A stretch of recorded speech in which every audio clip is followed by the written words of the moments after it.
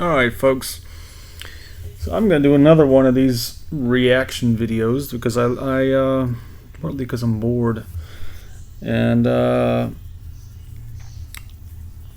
a little bit hesitant to do another one of these because I feel like I'm probably going to end up making the same arguments, same claims, same whatever you want to call it that I've made in the last three reaction videos. I'm sorry, not the last three, but the Matt Walsh, the Ben Shapiro, and the J.P. Sears reaction videos that I've done, where I've repeated myself in all three videos. But this one, Michael Knowles, is I believe he is an employee of the Daily Wire. The Daily Wire is a conservative type media outlet, news network. I'm not sure who owns it. I don't know if Ben Shapiro started that, but so it is currently, I believe, basically it's a bunch of there are several guys on that network. I want to say they hired a woman to work there. I want to say they were going to hire Gina Carano, the lady from she played on that the Mandalorian show, which I don't really know anything about, but I'm not liking this. I need to go get a wig or something, I think, but this is a little bit annoying to try to make a video without a wig on, especially when I'm looking at the top of my head.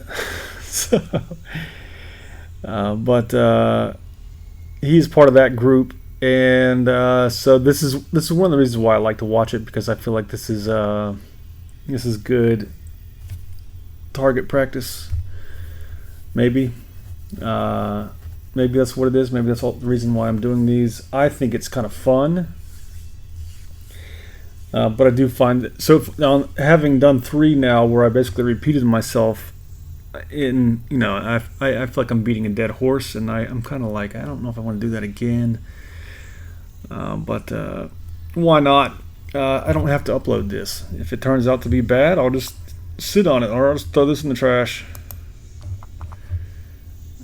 So this is a detransition video. He is going to talk about detransitioning, and my assumption going into this is that the Daily Wire would like to focus on stories like this because they are an largely anti-trans network. The Ben Shapiro video, Ben Shapiro, like I said, I don't know if he owns the Daily Wire, if he started it, but he currently produces his own videos, or what would you call that? Hosts his own videos? I guess he's not really a host, but is the speaker in his own videos. So I don't know what that's called. What do you call these people? The people who do these talk shows where they basically they're not talking to anybody. They don't have. Sometimes they have guests, but usually they're just. What is it called? I don't know what it's called. I'm sure there's got to be a name for it, but anyways, the assumption that I'm going for here is that oh my God,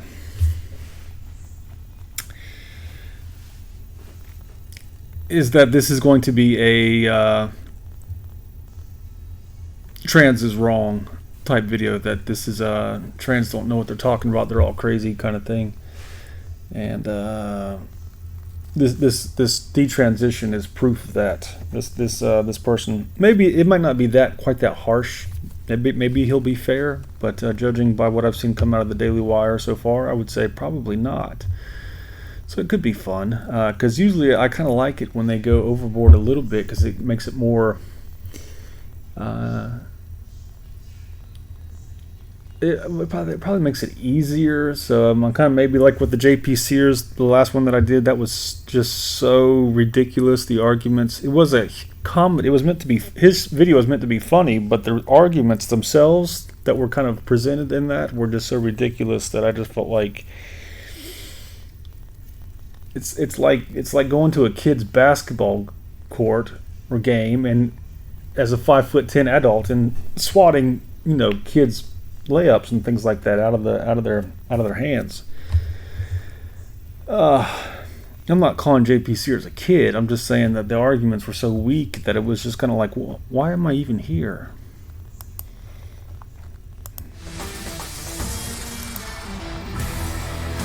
I'm going to turn this down a little bit because I know you're going to be hearing that. From the media, from the schools, from the politicians, all we ever hear these days is how important it is to encourage people to transition their gender when they feel the inkling that they ought to transition their gender. Doesn't matter what age they are, doesn't matter what other issues are going on in their lives, doesn't matter if the children, are really little children. If a little boy says, I am really a little girl, or a little girl says, I am really a little boy, the new prevailing consensus is we must put them on chemicals, possibly put them through prevailing surgery, consensus. stop puberty, try to reverse puberty. There is no... prevailing consensus. I don't know whose consensus he's talking about.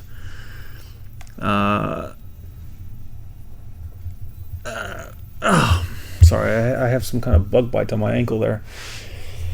I don't know whose consensus he's talking about.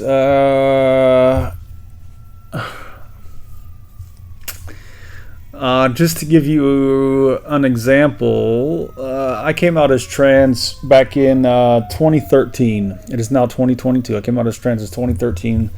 I came out to my psychologist at the VA hospital. My first of what will now be 6 psychologists. I just started seeing my 6th psychologist the other day for the first time. So the first one that I saw, I came out to her. She did not recommend that I start transitioning. She did not say, you need to transition, you need to start taking hormones. I was 30, let's see, if this was 2013, I would have been 37. So I'd have been 37 years old. She did not say to me, you need to transition, you need to go ahead and start hormones. I'm a 37-year-old I had my own apartment, I was working, I was taking care of myself. I'm in a better position to transition than a child, for sure. I mean, I don't know what child, a young child, would chemically transition, which was something that I mentioned in the JP Sears video, because he was talking about giving hormones to children at 2 years old. I don't know who would do that. I don't know why anybody would do that. I don't know what the point of doing that would be.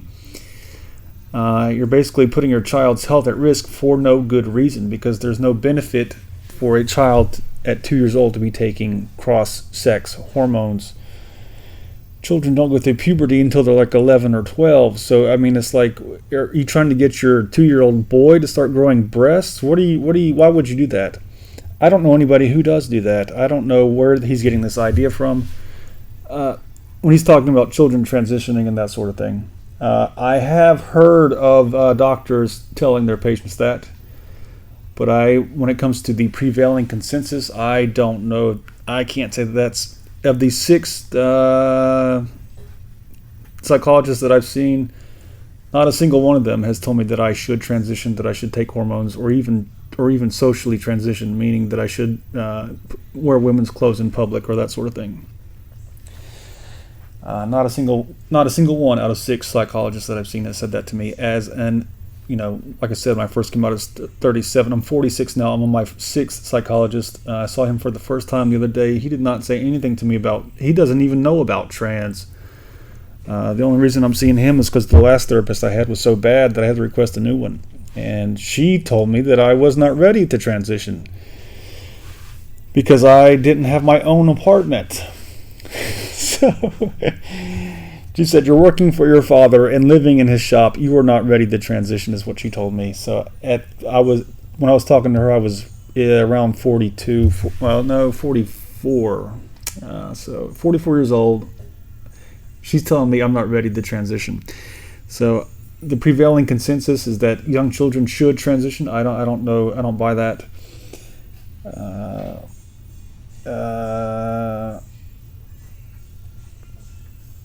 And on that subject, I'll mention this again, which is something I mentioned in I'm still scratching my ankle. I don't know why it itches so bad.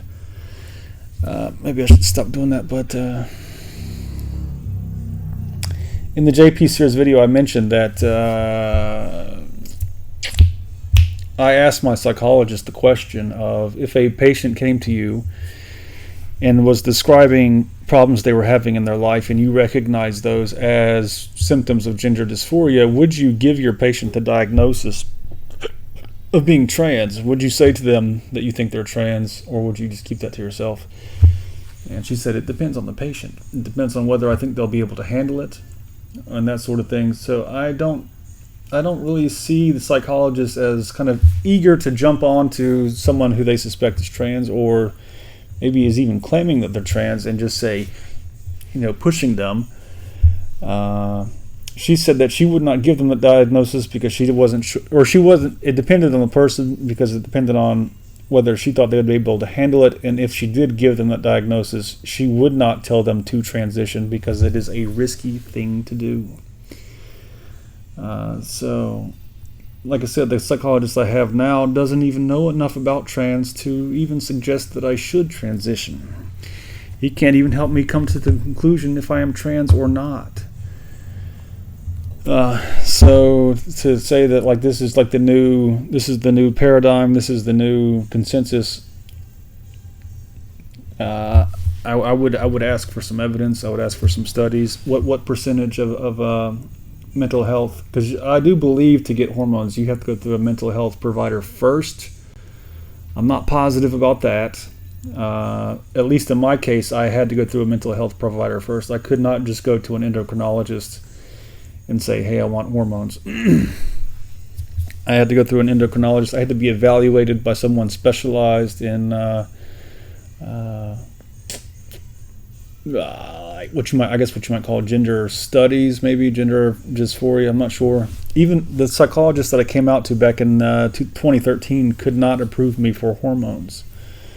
I had to go to another psychologist to be evaluated by him in order to be approved for hormones the first time.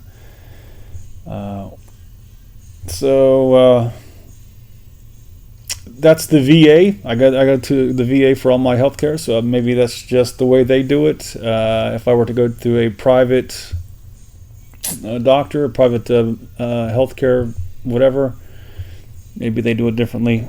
I would ask for some kind of evidence that this is the prevailing consensus. I don't see it in my own experience. I don't see that anywhere. Stopping that. As a result, some people who have had these kinds of procedures pushed upon them, or who have engaged in them, apparently willingly, have wanted to reverse them. And you're seeing this trend spike up now, even as the laws in some places make it illegal to prevent kids from going through these processes. One of the people who has transitioned and detransitioned is Helena Kerschner. Helena Kerschner is a 23-year-old detransitioned woman. I believe I've seen this girl already. I believe I did a reaction video to her talking to Tucker Carlson, and I think I deleted it. Birthday, and has now transitioned back. Quite an odyssey. Helena, thank you so much for coming on the show. Thank you very much for having me. I believe it's the same girl. We don't have a ton of time. I wish we could speak for 4 or 5 hours. I have about 1,000 questions for you. So we'll start at the very beginning. What was it right after your 18th birthday, or I imagine in the years before that, that made you think that you were a boy? Or what is it the case that you thought you were a boy, or you thought that you were a trans boy, not quite a boy, but something different, and certainly not a woman? Yeah, absolutely. So for me, it wasn't just like one moment where I woke up. I'm going to pause it right quick just to say that if she says something along the lines of someone told her she was trans because she felt bad about her body, I believe it is the same girl. Up and I said, I'm a boy. Actually, as a child, I wasn't very atypical in like a gender sense. I liked girly clothes. I had no problem with it. I had no problem with girl toys. So it was never an issue for me. But what really kind of changed that for me was around the time I was 15 years old, I was going through a period in my life where I just didn't have a lot of friends. I was having body insecurities that were just really kind of tormenting me. And this led me to go online a lot. I kind of believe stopped it's the having same girl. friends in the real world. I stopped really engaging in school, and I turned to internet communities that allowed me to discuss some of my interests and my passions with other young girls. And in these internet communities, for me, that was a website called Tumblr. It's very, the gender ideology is very prominent there.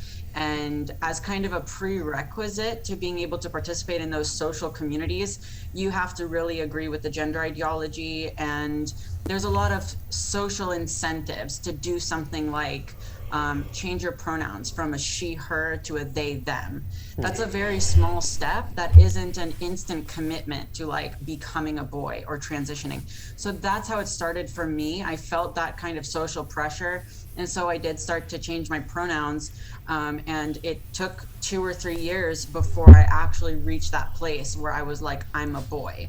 And it was this feedback loop of getting that positive response from the other people online every time I would do something that was moving towards changing my gender, that led me to, over the course of those years, kind of self-indoctrinate into thinking that I was a boy.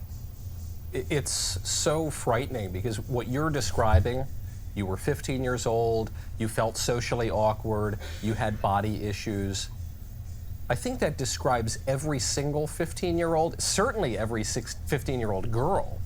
And so you've got this totally common issue. And it wasn't even that you were indoctrinated into this ideology at the mall with your friends or in the classroom even. It was the internet. It was this, there was this portal in your room or on your phone.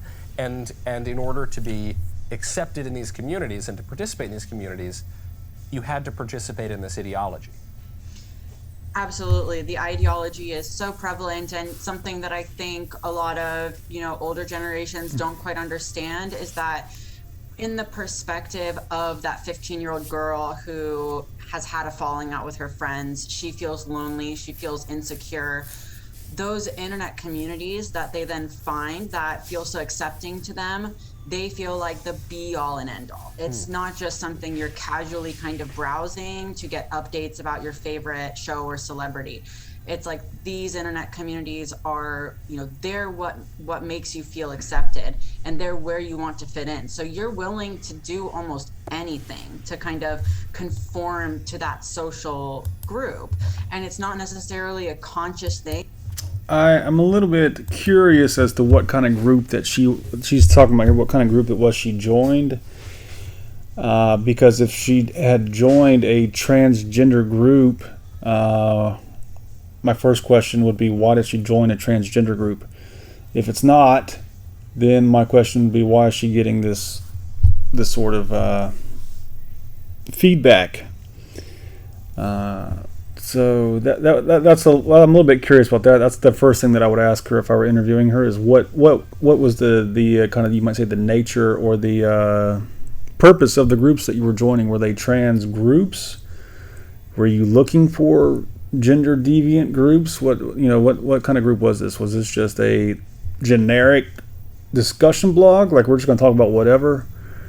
It doesn't sound like it, because in my own experience, I've been to several discussion groups. I've been to philosophy discussion groups, a lot of religious and philosophy discussion groups, and gender has never come up in those groups.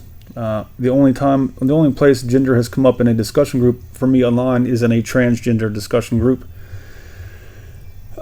So that would be my first question: is, were you in a trans group? What were you doing there? If it sounds like you were already suspecting that you were trans, if you ended up in one of these groups, or maybe you thought you were gender deviant or whatever, gender nonconforming. And then the other thing is, it's not really a question that I would have for her, but I would point out that for someone who is trans, someone such as myself, or at least contemplating the idea that they are trans, it is very tempting to try to convert other people. It's almost like a religion. Like if you've ever been to a Christian church, and you talk. I mentioned this also in the JP Sears video. I believe I may have left it out, but if you've been to a church and people come to you and they're wanting to talk to you about their religion, and they're asking you questions, and they're basically trying to get you to convert. You might get the impression that they're not really concerned with your soul. What they're really concerned with is adding more numbers to their flock.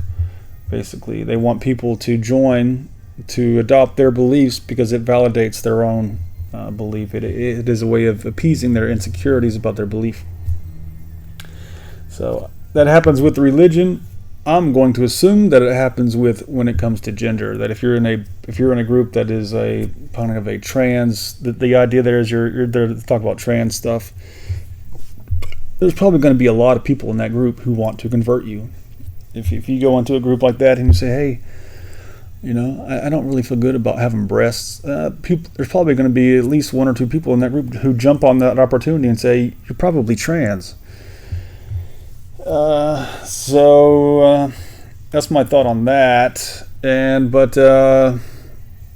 that's when I would say to someone like this, what you need to do is go to a psychologist. If you can't find a good psychologist who can help you sort through this, I don't know what to tell you about that. Maybe, but a trans group is probably not the best place to try to figure out your identity, because it's about like going to church to try to figure out, what your religion is.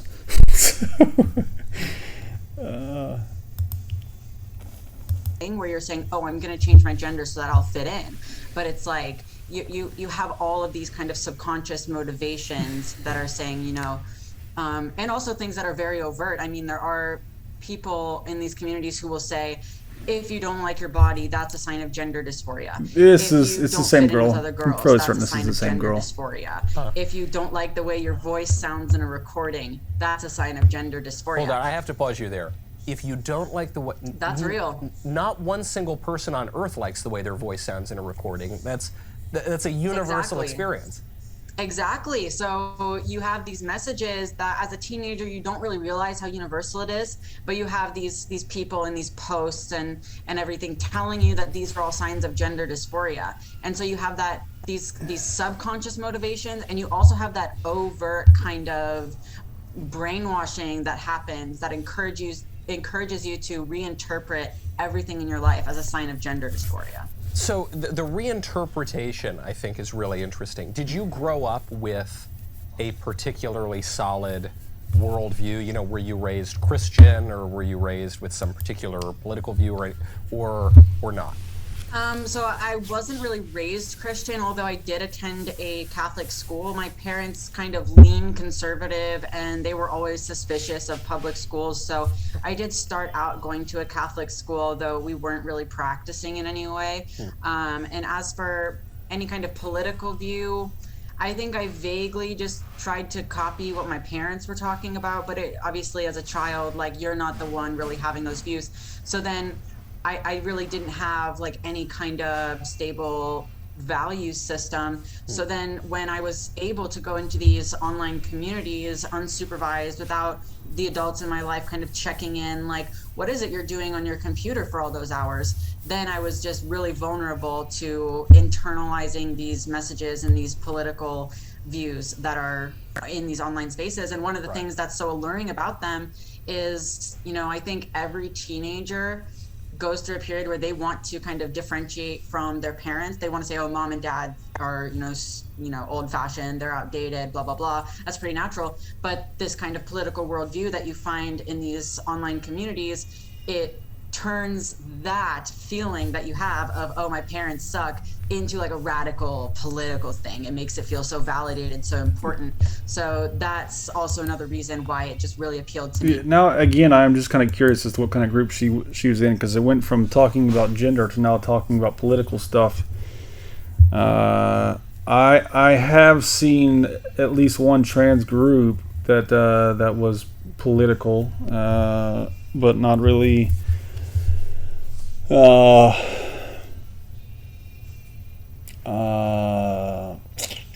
political in the sense that it seemed to kind of mirror kind of what you might call like leftist policies and that sort of thing. It didn't necessarily talk about politics so much as it did some of these ideas that you see coming out of like it's like Black Lives Matter and that sort of thing, where it just seemed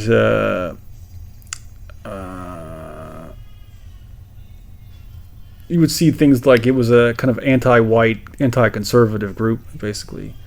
It was a trans group, a transgender group that was anti-white, anti-conservative, pretty much, and there wasn't a lot of politics being talked about. It was more like white people are suppressing everybody, this kind of thing. This was what was kind of coming out into the mainstream media. What was it, back in 2020?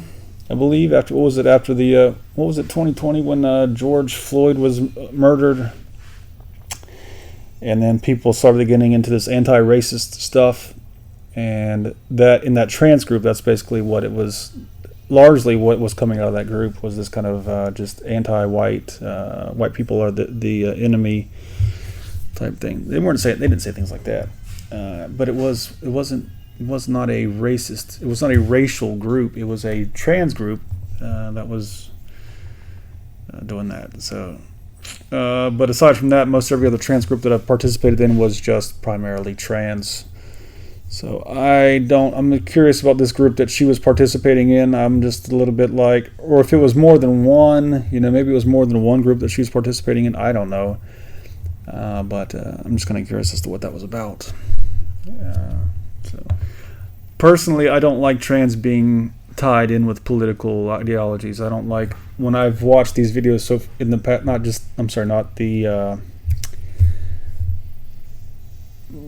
the other three that I've done, the Matt Walsh, Ben Shapiro, and JP Sears. In all three of those videos, the transgender or just gender and kind of the gender.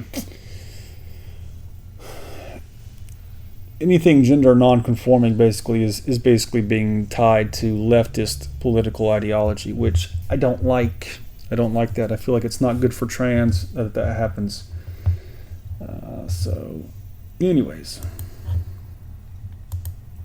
To adopt beliefs about gender and race and sexuality that my family didn't. That's what I'm talking about. The whole thing about gender and race and stuff like that kind of being mixed together. To me, that's not really political. That's not a political ideology, but it is more of a leftist thing that you see, or coming out of the left. I mean, right. So you're in this world for 2 years, 3 years. At a certain point, you say, "I am a boy, and I'm going to transition to be a boy." Can you? I'm not even sure that you would have been conscious of this really or aware of it, but what did that look like? I mean, no matter how gradual the process is, to actually come out one day and say, "I am a boy," what was going on in your mind to make you think that you were a boy? It's a lot to unpack. I mean, it's something that's very heavily influenced by fantasy, by being constantly plugged into this kind of alternate reality that doesn't have a lot of basis in the physical world. So it's a lot of talking to other peers who are very creative. They're imagining these ideas, they're imagining what their future is going to look like, and just not really having any pushback against that from any of your peers. And so that just very easily, I feel, spirals out of control. And there's also this element of, when you are using social media and you're constantly scrolling it all day, you're just getting message after message after picture after idea kind of seeping into your mind. And when you don't have those good, stable relationships outside of the internet, it's really easy for that to all go unquestioned. So you can begin to form beliefs that don't stand up to scrutiny and would easily kind of fall apart if you were to verbalize them to someone who is actually critical of those ideas, but engaging you in a compassionate way. You're able to just carry those ideas with you and make decisions based off of them, when in reality the ideas themselves, they don't make sense. They're not founded in reality. So for me, it was a lot of stuff just based on fantasy based on literally just pictures that I was seeing all the time of cute boys, and then these messages that were saying, you know, your life is going to be so much better if you transition, you are trans, the reason you don't fit in with other girls is because you're trans. So it's really this stew, this big complicated stew of unreality that young people fall into when they're just scrolling all day on social media, and don't have pushback, really. Again, I'm still curious as to what she's talking about, because I scroll all day, like on Facebook, and I don't see anything like that. What I see on Facebook are pictures of people posting pictures of their kids, people posting pictures of their lunch, memes, people posting memes about what they drink, their coffee. I see coffee memes all day, beer memes, spirituality memes. I got a few friends who are into spirituality. That's what I see all day long, every day. I have probably one friend who posts trans stuff on Facebook. So I don't. I kind of feel like this is. It almost seems like this is a little bit fake. Or else she's just in some corner of the universe that I'm just totally unfamiliar with. I don't have any idea how you could scroll through social media all day long and get this nonstop thing, unless you happen to be friends with all trans people. If all of your friends are trans, then yeah, you would get stuff like that. Or if you're in groups for trans people, then yeah, you would get stuff like that. So I don't. I'm a little bit curious as to kind of these groups and the kind of the social media environment that she's in, because in where I live, maybe it's just where I live, but yeah, I don't see that. I see more pictures about dogs and cats and things like that than I do about trans on social media. Not totally occurred to me. That is such an insightful point. When kids go outside and they play superheroes, and you're going to be Superman and you're going to be Batman, and you play around, but you never fly. You can't fly because when you're playing around outside, you are tethered to the physical world. But when you're scrolling, when you're online, there is basically no connection to the physical world. Now we're talking about the metaverse. You know, Facebook is creating this true virtual reality that people are going to live in. There is no reason why a boy couldn't be a girl and a girl couldn't be a boy. The physical doesn't really matter. That's a really, really insightful point. So you go into Tumblr, you spend your whole day scrolling. Tumblr, what is Tumblr?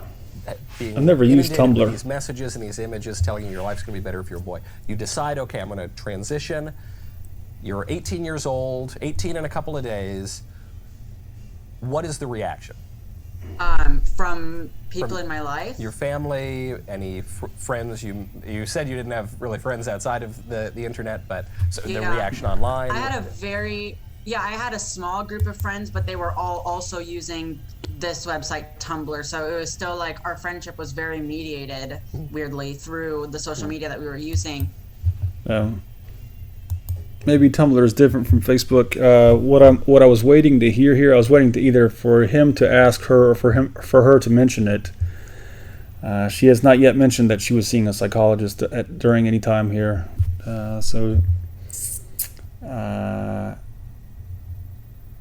That would be, if I were interviewing her, that would be one of the biggest questions I think that should be asked here is, did you see a psychologist? How long were you seeing a psychologist before you decided to transition, and that sort of thing? That is a fairly important question here, and I'm kind of waiting to see what happens. But yeah, my parents definitely, I told my mom about my intention to transition, and she understandably did not take it well. But our relationship was already a bit strained at that point. So I just don't feel like we were communicating very effectively. And her response, which was really a lot of anger, that actually made me a little bit more resistant. It made me more steadfast in my conviction that being trans was the right thing. Yeah. So I get that.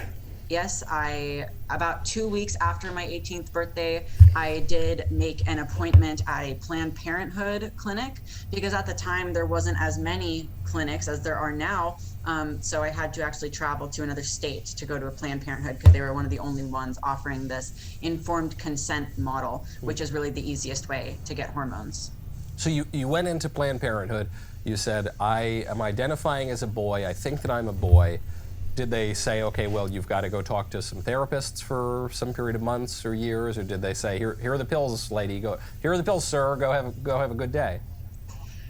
Pretty much here, it's not even pills, it's injections. Here are the injections, sir. So yeah, my appointment took about an hour. The first maybe 20 minutes or so was a short back and forth between the social worker that I met at the Planned Parenthood. And actually, if you read my Substack piece, I wrote a Substack piece about basically my whole journey. I show these questions that the social worker asked me, and it's not deep psychological work, to say the least. Yeah. So I had this short interview intake process with the social worker, and then she came back in and said, you're the perfect candidate for testosterone, let's get you started. And so I moved on to the nurse practitioner. That's a little bit scary.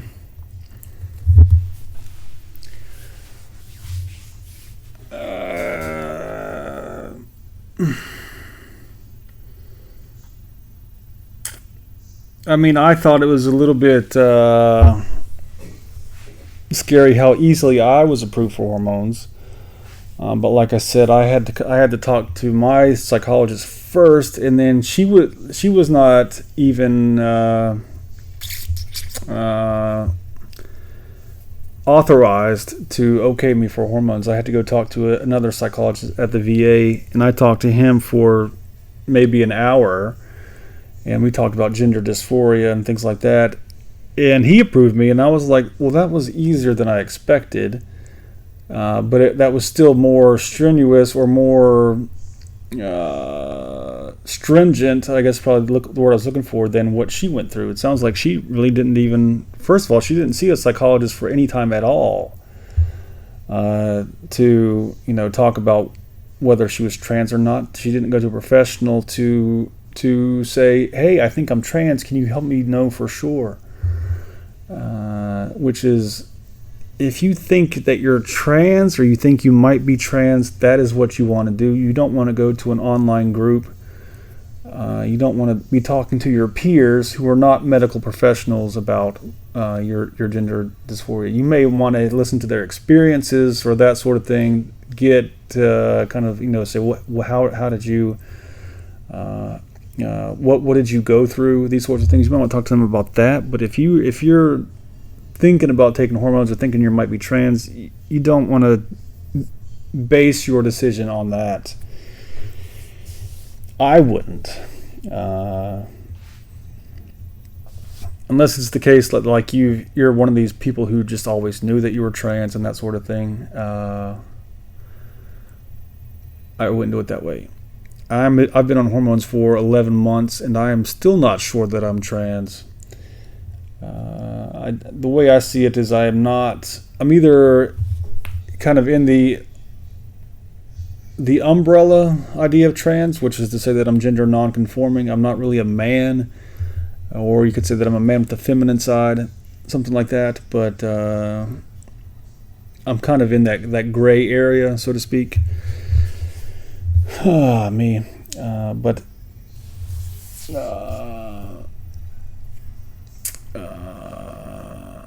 I talked to a psychologist for at least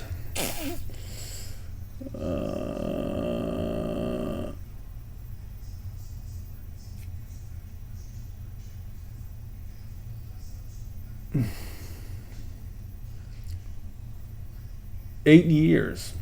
8 years I talked to a psychologist before I started hormones. And the one that I had when I started was not going to approve me for them. If not for the fact that I'd already been approved for them, I would not have been able to get them. So I had been approved before I started talking to her, but while I was talking to her, she said that I wasn't ready. And after 8 years of talking to a psychologist about me thinking that I'm trans. So what she's describing hopefully is a little bit of an anomaly. Hopefully this is not like a as Michael Knowles put it, the prevailing consensus. Hopefully this is not just like a Planned Parenthood is decided that this is the way to go. Maybe it's just Planned Parenthood that is doing this. I don't know. I am curious to see like how many. Maybe we'll have to look it up. I don't know. Just to see how many institutions, Planned Parenthood or hospitals or private doctors are taking this perspective of basically just giving hormones to anybody who wants them, is what it sounds like. Basically, it just sounds like if you wanted hormones and you knew what to say, you could go into any Planned Parenthood. I mean, that's of course the same is true for, like if you wanted hormones, you could go to a psychologist, and if you knew what to say, you could talk to the psychologist properly and talk the psychologist into giving you hormones. But you would have to lie the whole way through, which would be, if she's or he is a really, really good psychologist, they're probably going to figure you out.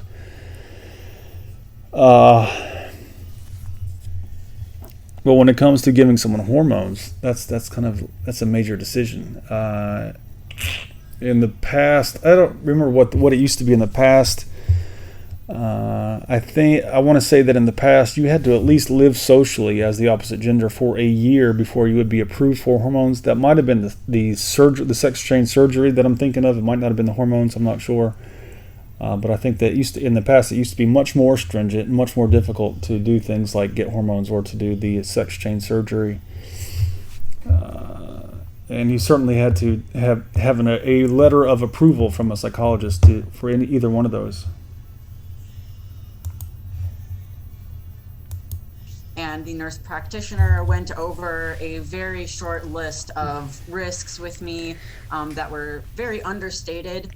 It said things like you may have mood issues, which is like, that's not a way to properly convey the possibilities of hormonal treatment. But anyway, so I looked over this short list, and then we started talking about the dosage. And typically when you start a regimen of anything, they start you on a lower dosage, and then if it's decided that you need to go on a higher dosage, then you will gradually move up. And so that's what she suggested to me. And I, being my very confused teenage self, I told her that I think I'm going to need a higher dose because I think I have more estrogen because I have wider hips. And the nurse practitioner just did not question this at all. And she said, okay, so how much would you like? And it's like a drug to this deal. I said, It's like when you go to a drug dealer, some of my more derelict friends, they'll go to their drug dealer. You see this with really, kind of like this woman, I guess, questionable, dubious psychiatrists, where they'll say, okay, I'm going to give you X amount of Adderall. And then, a junkie will say, no, I'd like 3 times that, actually. And they say, okay, no big deal. So this woman just goes along with an 18-year-old girl, confused about her sex, says, yeah, okay, how many milligrams do you want? And I say, what's the highest we can go? And she says 100 milligrams is usually the highest we do. And if you look at kind of the guidelines, various universities and health systems, they have guidelines, and 100 milligrams is usually the maximum dosage. And so that's what I started on right out the gate as an 18-year-old girl, was 100 milligrams of testosterone as an injection. Yeah, So this pretty much confirmed my suspicion that he was going to go for the kind of the absolutely ridiculous story here. That this, like I said, hopefully this is not an average story. If I were to just, based on his bias, his kind of where he's coming from, my assumption is that he's going to go for the most just extreme kind of ridiculous, like who can believe this shit kind of thing.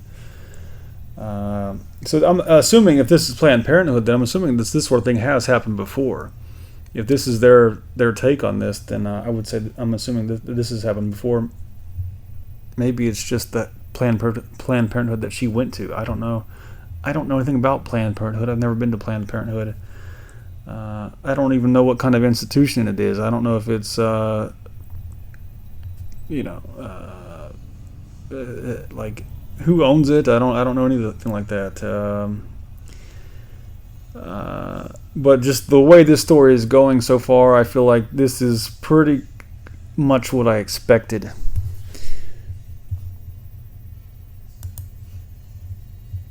Taking the testosterone. What does it do? I mean, what does that feel like? So at first, the biggest changes were kind of what you would expect, although being myself in my mind at the time, I didn't make the connection. I just didn't understand what was happening to me. It was very disorienting. But the first kind of symptoms was just more irritability. I just felt kind of antsy, like little things would bother me, things people would say would just kind of set me off. I noticed that my temper was a little bit more out of control. I would snap at people more easily.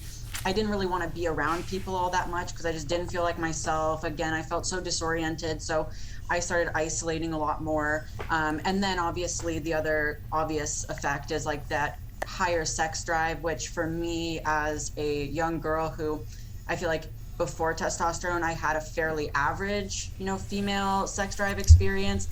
It just really went through the roof, and I felt really out of control. I felt really overwhelmed. It was not a pleasant experience.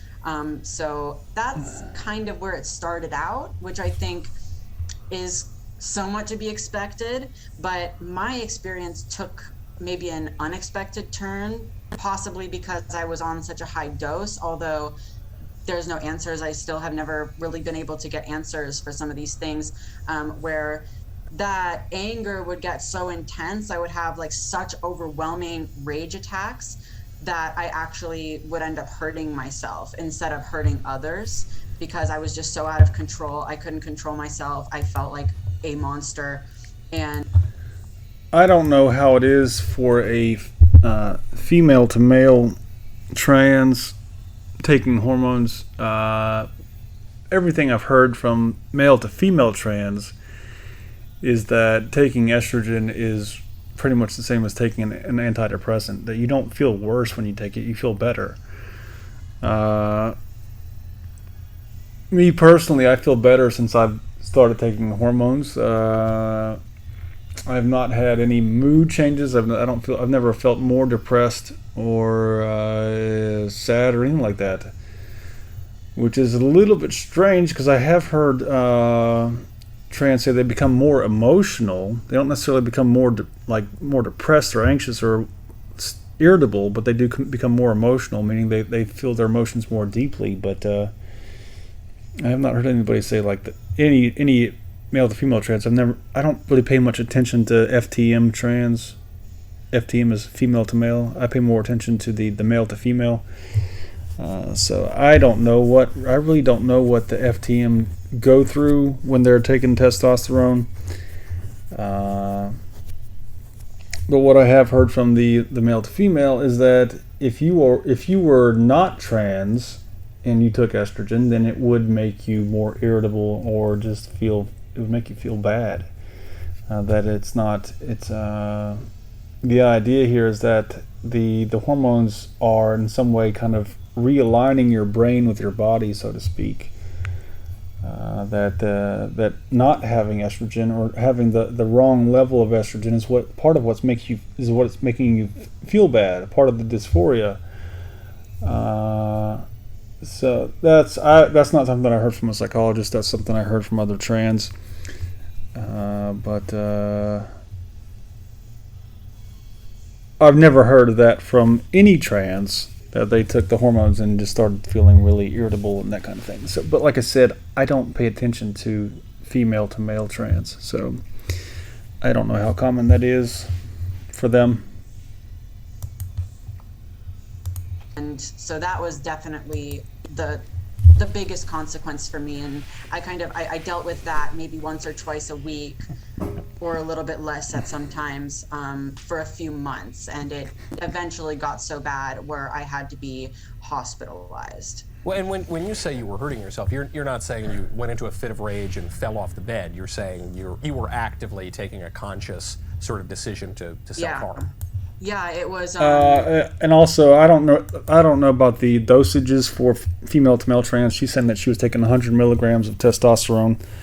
I take 2 milligrams of estrogen. I don't. But like I said, I don't know anything about female to male trans. I don't know what a typical dose is. 100 milligrams of testosterone sounds like a lot. So I don't. But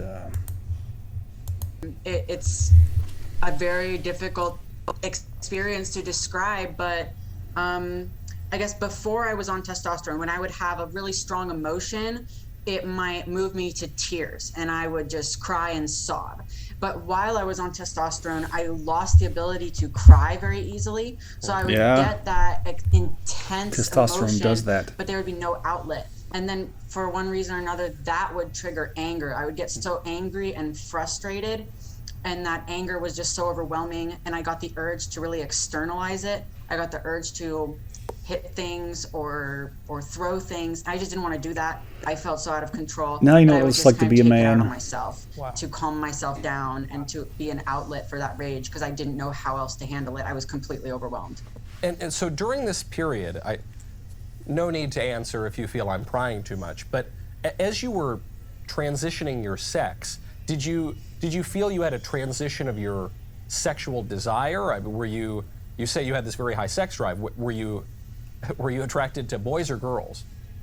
I've always primarily been attracted to boys, but honestly, one of the things that was so overwhelming about this increased sex drive was the fact that just visual things were more easily arousing. So I might see a photo of a provocatively dressed woman, and my brain would almost register that as oh, that's a sexual thing. You're going to interpret that as sexual.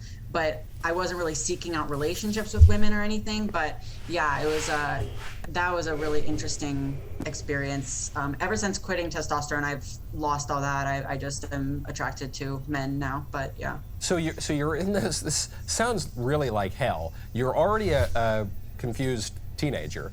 You now are hypersexualized, hyper filled with rage, and this goes on for how long before you decide, hey, maybe I'm not actually a boy?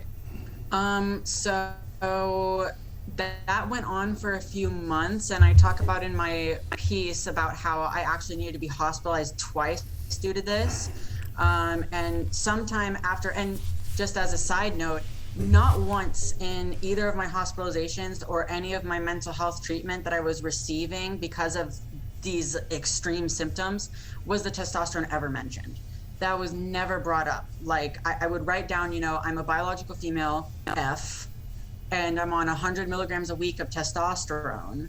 But none of these psychiatrists and none of these nurses and none of these doctors ever mentioned that testosterone as possibly a reason for my experience. I was just diagnosed with a bunch of different things and prescribed a bunch of different psych meds and just kind of sent on my way.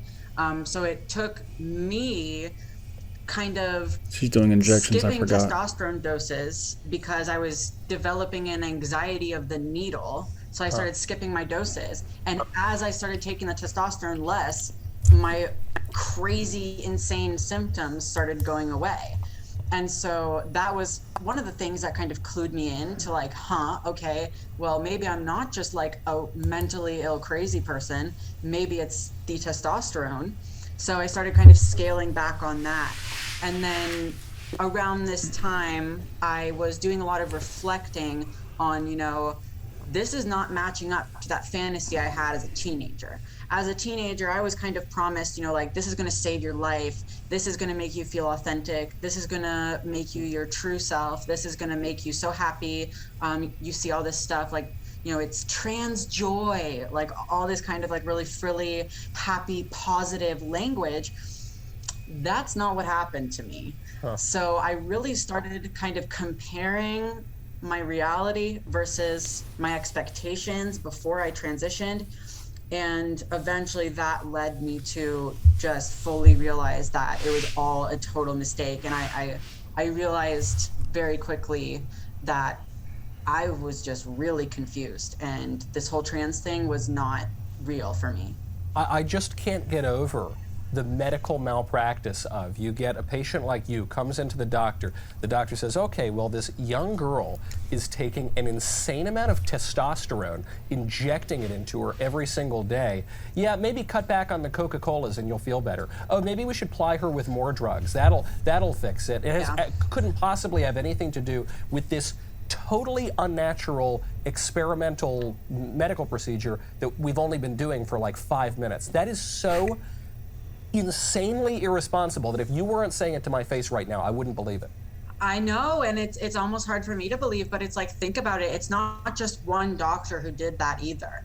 It's multiple doctors, multiple nurses, multiple therapists that I met throughout 2 hospitalizations and just multiple mental health programs, and none of them ever brought up the testosterone or questioned my trans status whatsoever. That's truly insane. Probably they feared they'd lose their license if they ever made any mention of this. It's so politically incorrect. So you on your... To that, I would say that if you've been approved for hormones, probably no medical health professional is going to question that. Once you've already been approved, probably just based on the assumption that whoever approved you knew what they were doing. Just in the same way that once I was approved, none of the mental health providers that I've seen questioned that decision, even whether I was taking hormones or not. So like I said, I'm now on my 6th psychologist. The first psychologist that I saw was the one that I came out to. If you count the one who I had to be evaluated by to be approved for hormones in the first place, then I've actually seen 7. So he was the second one, you might say, that I saw. Since that, not a single one of the mental health professionals that I've seen has questioned that decision.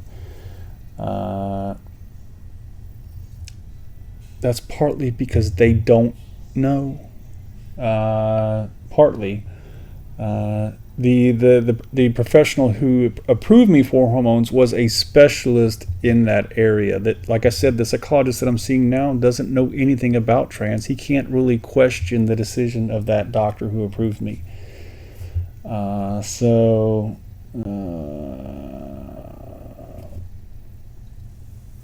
That is my first assumption. Hearing that these people that she's seeing. A lot of therapists, I imagine there are a lot of therapists out there who are not in a position to question. If you were approved for hormones, there's probably a lot of therapists out there who are not in the position to question that. And I mean that they don't know enough about it to say, hey, you're not actually trans. Which is basically what my new therapist told me. He said, because I asked him that question, I said, if I'm not sure that I'm trans, can you help me figure that out? He said, no. Just like that with my primary health care physician, the doctor that I see, who he basically really kind of doesn't want to work with me because he doesn't know enough about trans to kind of know like how taking hormones is going to affect me, how it's going to affect my health, and that sort of thing. And the VA hospital had to send me to an outside endocrinologist because the endocrinologist at the VA did not know enough about trans to work with me on this. I had to go to a private endocrinologist. The VA paid for it. What they sent me to him because he is a specialist in that area. He sees, according to him, around 200 transgender patients. And the thing so what I'm getting at is that the impression that I'm getting from the medical health industry is that there are a lot of medical health professionals who are out of their depths when it comes to trans. And if I were to go to them, a lot of them here where I'm at, and talk about trans, they wouldn't have any input. They wouldn't be able to say to me, "You're not actually trans," and I can prove that to you by XYZ, ABC, XYZ.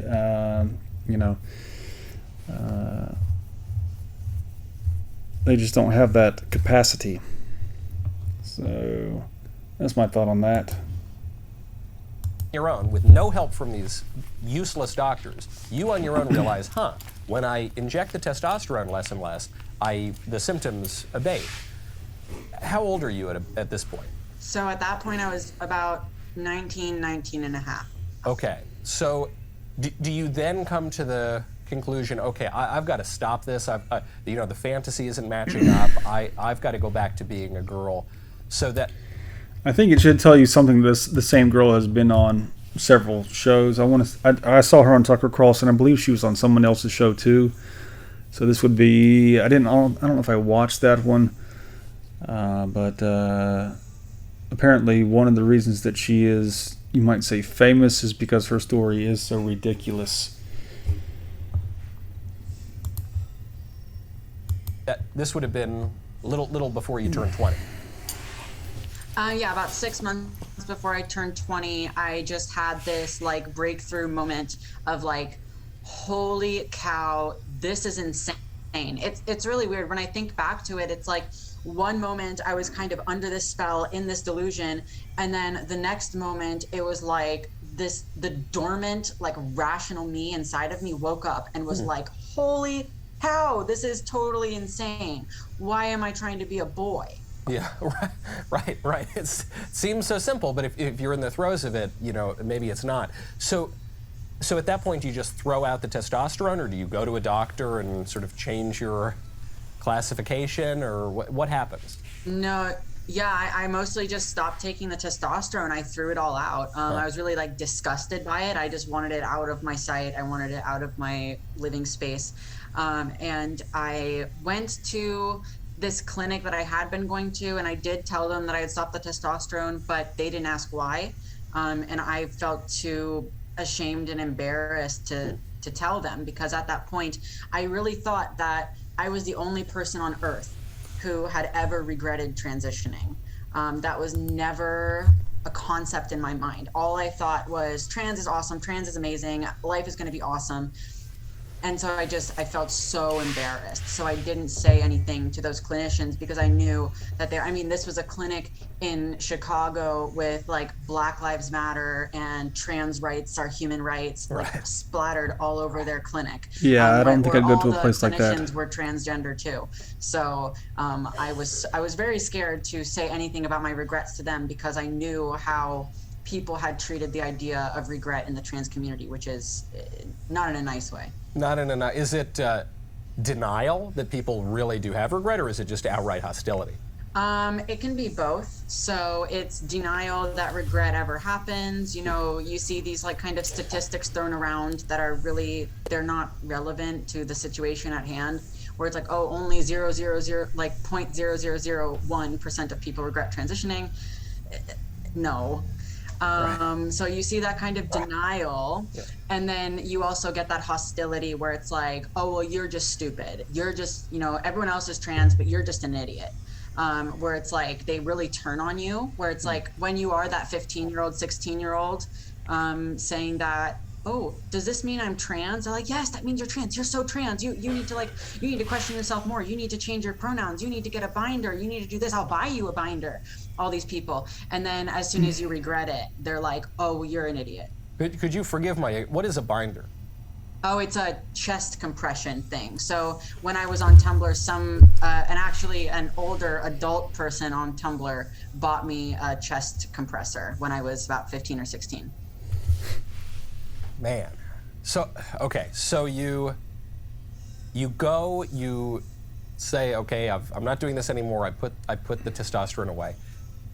You seem great. You seem sort of back to normal. Have you had long-lasting effects from these years? I guess luckily it was only a couple of years or so on this testosterone. It doesn't sound like you did any further procedures that might have been harder to reverse. Are you dealing with long-term effects?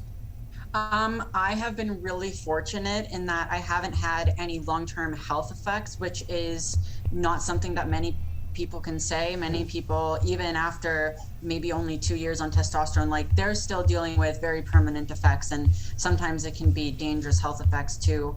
But I have been really fortunate. For me, the hardest part has been kind of the psychological aspect of feeling like like I was really indoctrinated, and I was really led down a bad path by just people that I didn't know and that didn't know me, and were just encouraging me to make these decisions, and telling me that life would be so amazing. And that's been really hard to kind of come back from. And also, just other than the transitioning in and of itself, I made a lot of decisions at that young age, chasing this fantasy that were really not good for my life. And so kind of it's been just like digging myself out of this hole that I dug for myself at a really young age. But now, thankfully, you know, some years after, I'm really like doing a lot better, and I'm just kind of focusing on telling my story so that people can understand better what's going on, because a lot of people just really aren't aware about so many of these things that we're talking about today. What do you mean you sort of made decisions for your life that you're digging out of now, beyond obviously the physical, you're shooting yourself up with testosterone? What other, if you don't mind sharing, what other sort of decisions? Yeah, there's kind of this common dynamic in the trans community where it's like, if your parents don't completely agree with your being trans and you're transitioning, that they're evil and they're horrible and you need to cut them out of your life. And so I actually did do that for a period of time, where I just completely stopped talking to my family. And on the one hand, I feel like I really hurt my brother in that way. I have a little brother, and I think like he really needed his sister during some of those periods, and I just wasn't there because I was chasing this pipe dream. And then on the other hand, while I was kind of disengaged with my family, my grandma developed Alzheimer's, and by the time I was able to reconnect with them, she was basically gone. So that's been one of the most difficult things to cope with, just in this like haze of chasing this false identity and this ideological thing. I gave up one of these really important relationships in my life.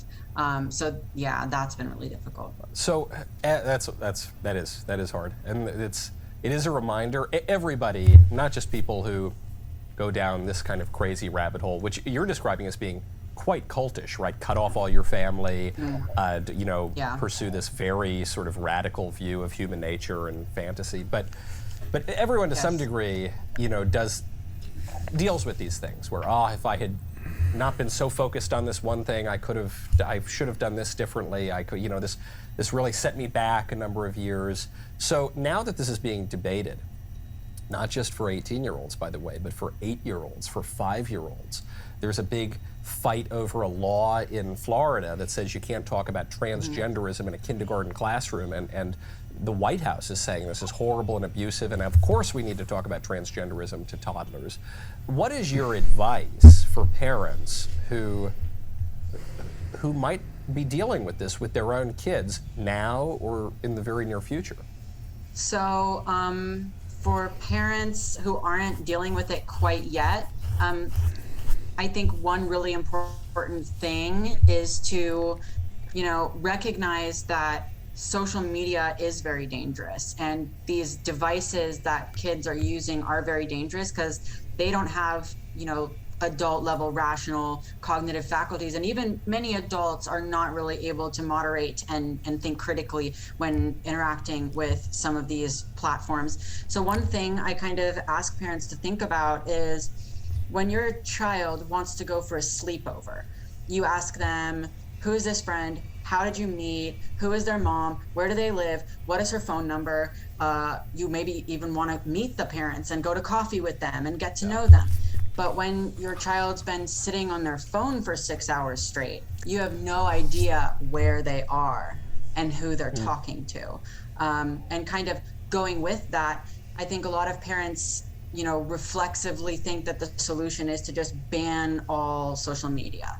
And while I think that's really well intended, these kids are more intuitively able to get around that. They're better at using social media than you are. They will get around it. So just like to protect your kids from someone in the real world, you wouldn't ban them from ever talking to anybody, period. Yeah. You would talk to them about who their friends are and get to know what they're doing and what they're thinking about and who they're friends with. You should approach social media in a similar way. Get to know, like, especially if they're still young, just get to know what they're doing, what they're interested in, learn about how they're spending their time. Because when they are on these devices, like, that's still time spent. That's still information learned. That's still conversations had with people who you don't know who they are. So I really encourage parents to focus on that communication and really understanding what their kids are doing on their devices. As for parents who may be going through a child who already is identifying as trans, and you know in your gut that it's just not the right thing, I would recommend checking out an organization that I'm a part of. It's called GenSpect. That's GENSPECT. It's basically a organization that advocates for parents and has all sorts of groups where parents can talk and be advised on how best to navigate your relationship. What I'm sitting here waiting for someone to say, if your child comes out as trans, the thing to do is to get them to a mental health professional. It's really not for the parent to decide whether their kid is trans or not, because of course parents are biased, and probably the last people on earth who should be determining the gender of their child. Yeah, I was sitting here waiting. I'm waiting for her to say, well, if I could go back and do this over again, or if I were to give a parent a piece of advice, I would say get your child to a mental health professional as soon as possible. If they come out as trans, unless you're just poor or whatever, you can't afford it, maybe, I don't know, go to find a I don't know what resources there are, but that would be, from my perspective, that would be my recommendation. But you would have to find someone who was specialized in this area, because like I said, not every psychologist is fit to go through this with your child and to help them kind of navigate, as she put it, the kind of their own psyche and this sort of thing.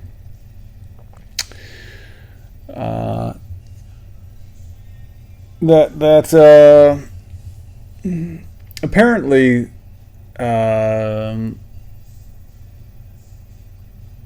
it's somewhat common for teenage female to male to go through this transition and then regret it.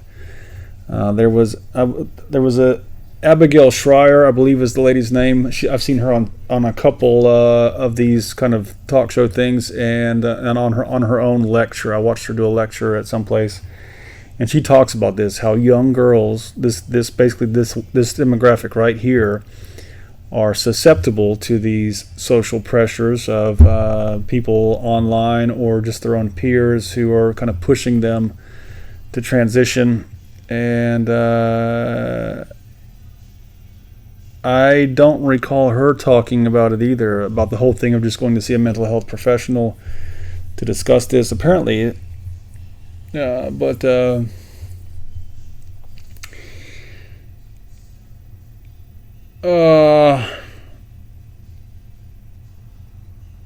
don't know if I want to get into like why. I actually wrote a Facebook post about this issue after watching Abigail Schreier talk about it, about the teenage girls who are transitioning and then regretting it. Because apparently a lot of that is just what you might call the typical young girl body dysmorphia, body dysmorphia is the term for not really liking your body, kind of feeling ugly, that kind of thing, or judging yourself harshly, looking at your body in a way that's a little bit like skewed, you might say, like almost like the mirror you're using is warped. Like, have you ever been to one of those house of mirrors where you walk into the room and all the mirrors are just kind of warping your body and making you look not the way you actually look? Apparently that's a lot of them are going through that, which is typical for girls. Because she said that Abigail Schreier mentioned that same thing in her talk with I forget who it was, one of these one of these guys. I believe it was a guy from the Daily Wire. I'm not sure, but she said that same thing, that these girls are basically being told that if you don't like your body, that means you're trans, and then that you need to transition. Of course, it is not necessarily professionals. I believe in some cases, she said it is professionals and peers. But apparently it's mostly peers who are saying this, not professionals, because apparently this girl did not go to a professional at all.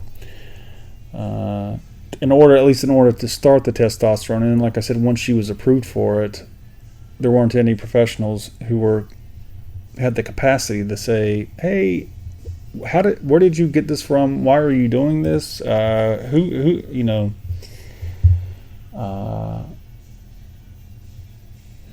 But there is a trend among young girls for this. I don't see a lot of the. I'm seeing a lot of detransition videos on YouTube, and they are all female to male, and they're all young, teenage girls.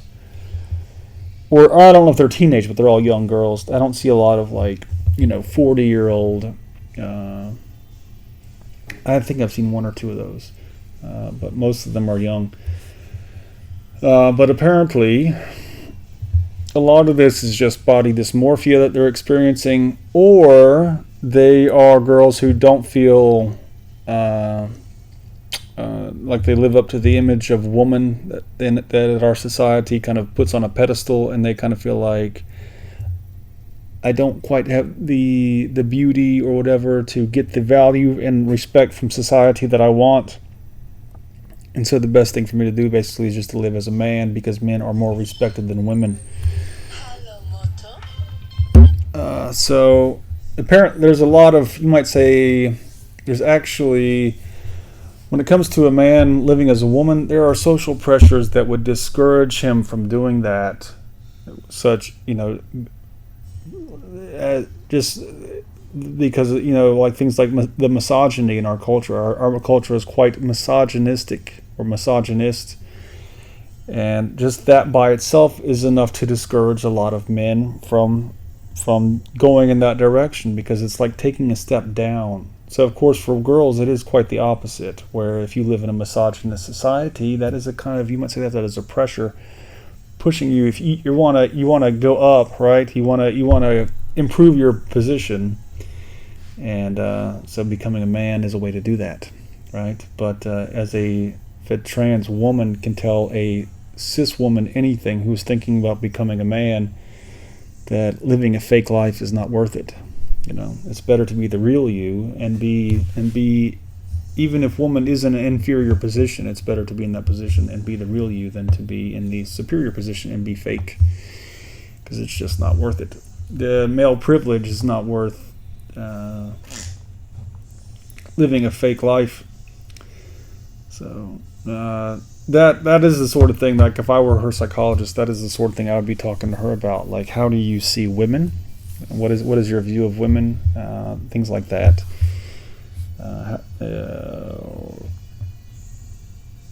I say that because I suspect there are a lot of women out there who have considered living as men, but they do it because they think it would improve their situation, not because they actually are trans. With this this kind of crisis that is fomenting. So yeah, highly recommend GenSpect and getting involved in parent communities and learning about the better ways to manage this, because it's always better to be informed. That analogy. Get your child a psychologist. I haven't heard that before. That's such an apt analogy, because obviously you wouldn't send your kid to a sleepover where you have no idea who the kid's sleeping with. You have no idea where the kid is going. And yet when you send your kid up to his room and he's got his smartphone or a laptop or a tablet or something at 10 o'clock at night, and he's scrolling on Tumblr or whatever social media device talking to God knows who, you are sending your kid to a sleepover. There is really no difference. It's just one is taking place in virtual reality, which can indoctrinate them into ideologies that are virtual reality. Like, imagine if your 12-year-old child asked if they could go to a meetup with people from China. Yeah. Like, it's like, would you just let them board that plane and go without asking anything about it? Or would you like really try to understand what was going on? Yeah. Wow, an amazing story. Helena, thank you so much for coming on. Where else can people find you? I am on Twitter and Substack. Both are under the same name.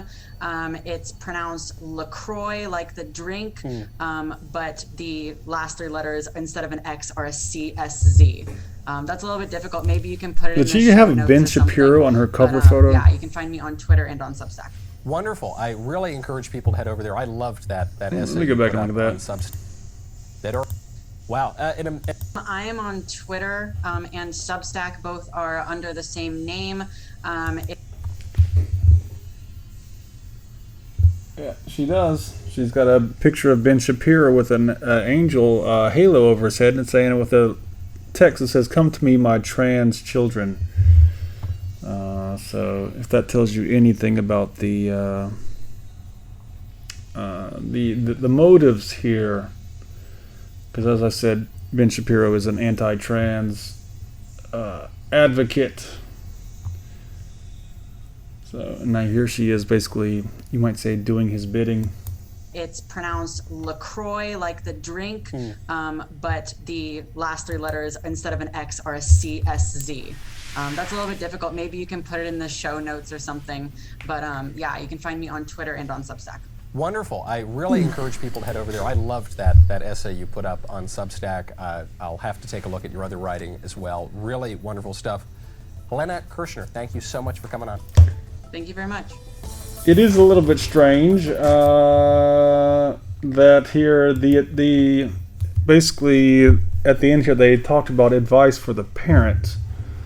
They did not talk about advice for the girl who was thinking she might be trans, and they didn't really say anything about you probably should go see a psychologist. So that for me is a little bit of a sign that this is kind of in the border of propaganda. That this is this was kind of meant for parents, so to speak. That this was meant for people who are parents of trans kids as a way to say, hey, get your kids out of this while you can, kind of thing. Because really the right thing to do would be to get your child into seeing a mental health professional. Because if I were to rely on my own parents to get through this, I would probably have killed myself already. Because they don't even believe in trans. So it's not a... relying on your parents to kind of get you through this is really not a good idea. So that's where I'm a little bit like, yeah, this was kind of going in that propaganda kind of category. For one, the story is so ridiculous. I'm not saying it's not true, but here she is. She went to a nurse and basically said, I think I have high levels of estrogen because I have wide hips and I want a higher dose. And the nurse said, okay.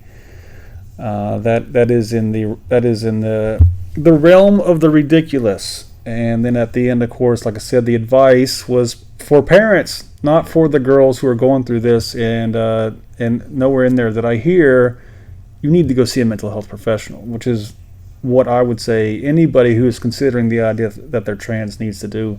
Don't go to online groups. Don't go to your parents for sure, because the parents.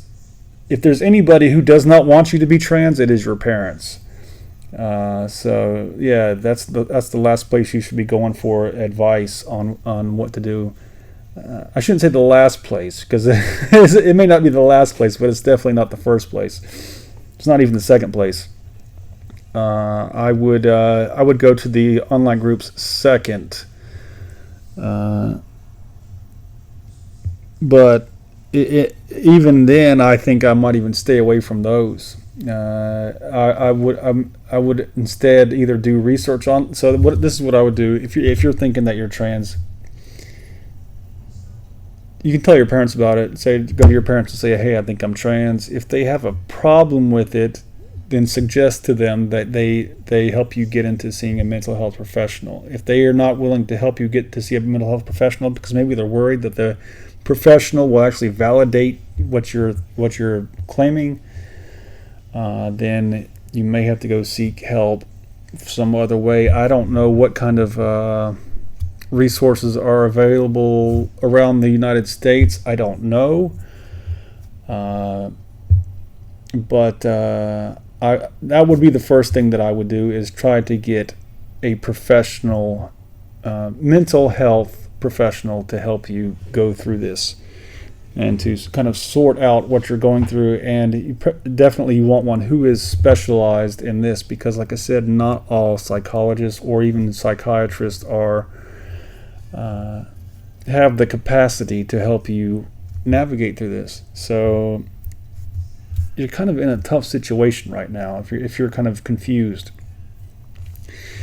The next thing I would do, if you can't get professional help, is read the scientific literature on transgender stuff. Don't go to a group and, you can, but that would be kind of the last resort, more or less resort type stuff. But go online, read what you can in the medical literature. Just go straight to the DSM for one. Go to the DSM, the Diagnostic and of Statistics Manual, I believe is what it stands for. The DSM is the textbook.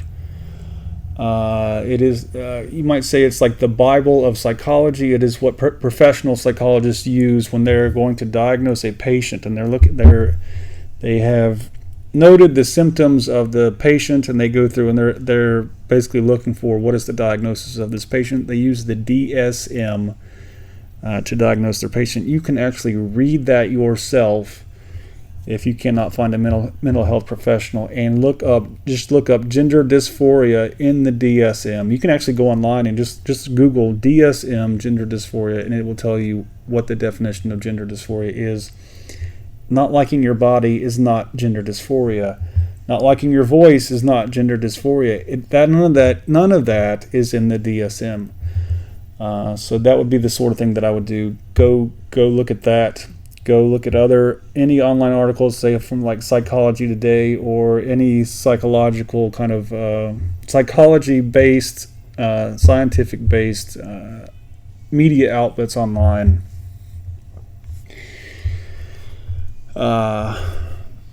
Probably what you don't want to do is go to a transgender-centered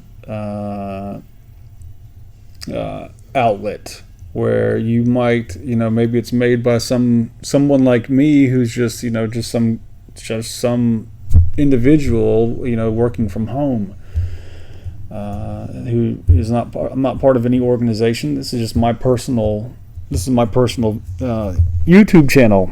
I'm not a professional. I've studied this stuff. I've read about it. When I was going through this, I didn't actually participate in groups at all. Basically what I did was I went through YouTube, and I went YouTube and the just regular Google and YouTube, and just looked for any resources that I could find on transgender stuff. I learned about gender dysphoria long before I ever met I shouldn't say before I met a psychologist, because that's not true.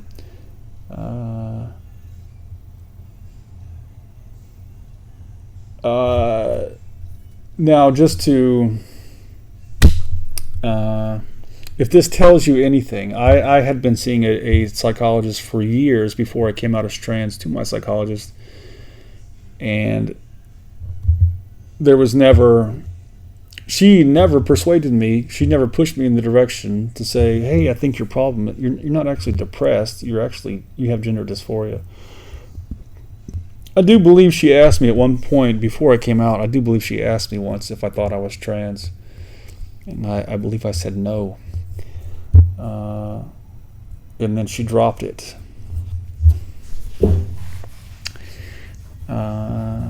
But that would be the first two things that I would do, is go see get a psychologist or psychiatrist, and whether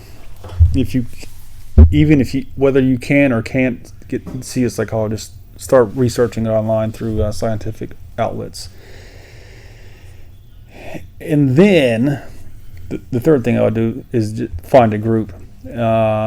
Online groups are maybe not the best place. I would say probably a support group, like an in-person support group, would be a better place, just because they are very often moderated by someone who is, at least you might say, experienced. I have not been to a transgender support group yet that was not moderated by someone who, I don't want to say they were professional. I've been to